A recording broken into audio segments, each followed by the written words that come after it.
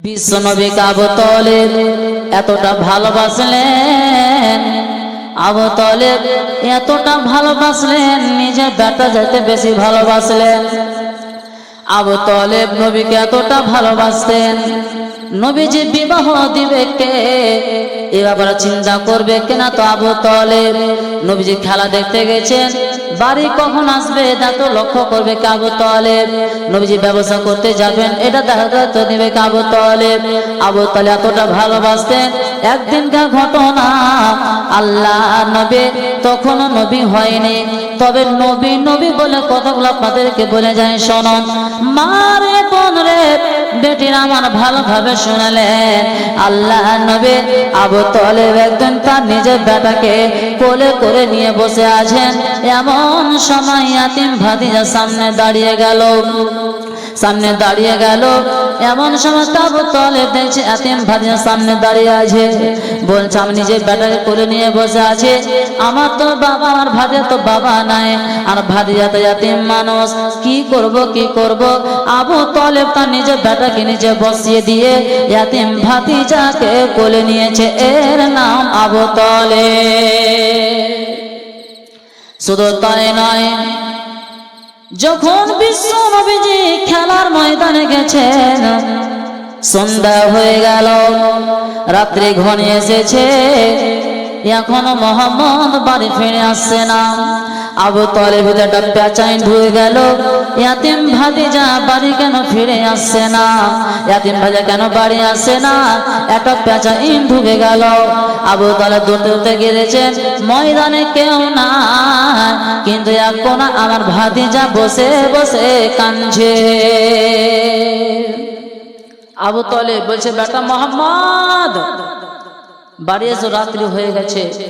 আবু তালেব পা দুটাকে জড়িয়ে ধরে বলছে, চাচা যান, আমি এখানে কদিন ধরে খেলা দেখতে এলাম, আমার কি দুনিয়াতে মা নাই বাবা নাই, আমি এখানে কদিন ধরে খেলা দেখতে এলাম, যখন সন্ধ্যা হয়ে যায় দেখি কতগুলো লোক আসে আর আপন আপন সন্তানের নাম ধরে ডাকে, আদর করে চুম্বন দিয়ে তারা নিজের বাড়িতে নিয়ে চলে যায়।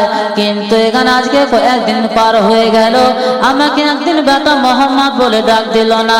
এ কথা যেমনি বলা, আবু তালেবের দুই চোখ দিয়ে টস টস টস টস করে পানি পড়ছে, আর বলছে, বেটা মোহাম্মদ,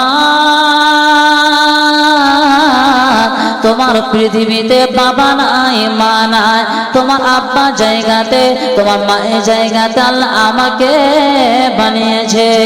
শুধু তাই নয়, যেদিন বিশ্ব নবীজিকে কাফির বেঈমানেরা মেরে রক্তে রঞ্জিত করে দিল, বিশ্ব নবী তো বাবা নেই মা নেই, আল্লাহ রসুলকে পাথর মারতে মারতে ক্ষত বিখ্যাত করে দিয়েছে, গোটা শরীর দিয়ে ঝরঝর ঝরঝর করে রক্ত ঝরছে, বিশ্বনবী ব্যথা যন্ত্রণা তরতর করে কাঁপছে। এমন সময় নবীজির কাছে পাশে দাঁড়ার মতন কেউ নাই, নবীজি অসহায় হয়ে আছে। এমন সময় আবু তালেব বাঘের মতন গর্জন দিয়ে বললেন, বেটা মোহাম্মদ, তোমাকে কে মেরেছে একটি বার বলো, আমি আবু তালেব বলে দিচ্ছে, যে তোমাকে মেরেছে তার বংশধরকে আমি আরবের মাটি থেকে শেষ করে দেব। শুধু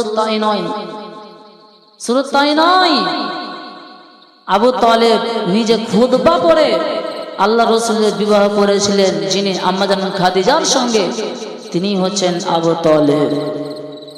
আবু তালেব লোকটা কেমন, এতটাই ভালোবাসলেন, যখন মুহূর্ত অবস্থায় পড়ে আছেন, আল্লাহ রসুল বলছেন, চাচা আপনি আমাকে এত ভালোবাসলেন, এত মহব্বত করলেন, আপনি মরণ চাটুক কালেমাটা পড়লেন, জান্নাতে কিভাবে যেতে এটা আমি দায়িত্ব নিয়ে নিলাম। আবু জাহেল বলছে, আবু তালেব খবরদার, এই ভুল জীবনে করিও না, তোমার ইতিহাসে কলঙ্ক হয়ে যাবে, এই ভুল করিও না। কেন?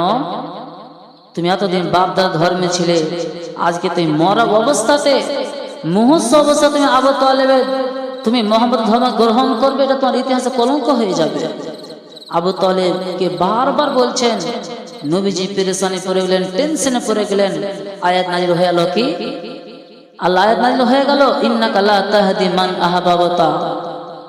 আয়াত নাযিল হয়ে গেল যে নবী তুমি যাকে চাইবে সে হেদায়েত পাবে না, আমি আল্লাহ যাকে চাইবো সে হেদায়েত পাবে। তাহলে হেদায়েতের মালিক কে? আল্লাহ। হেদায়েতের মালিক কে? আল্লাহ। তাহলে কোরআনটা হেদায়েতের জন্য এসেছে। তাহলে এই কোরআন থেকে অনেকে পাবে অনেকে পাবে না কেন? একটা উদাহরণ দিব।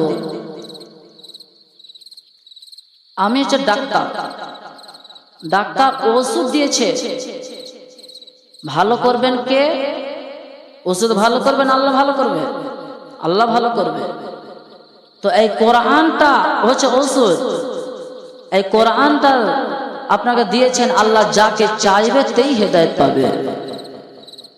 হেদায়েতের মালিক আল্লাহ। এই জন্য আমাদেরকে সদা সর্বদা যেটা আল্লাহকে চাইতে হবে সেটা হচ্ছে কি? হেদায়েত চাইতে হবে। এটা দামি বিষয়।